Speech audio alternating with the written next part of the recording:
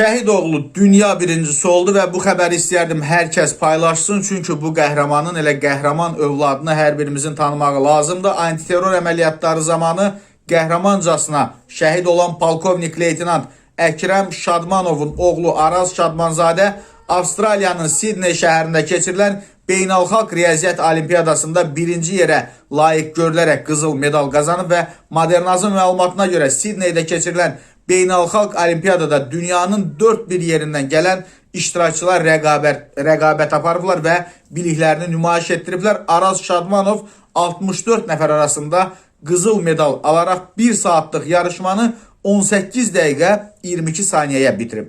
Qeyd edək ki, Araz Şadmanzadə ötən ilin dekabrında keçirilən IMEC Online Riyaziyyat Olimpiyadasında qızıl medal qazanaraq Sidney Olimpiyadasında iştirak hüququ qazanmışdı və biz də öz adımızdan təbrik edirik.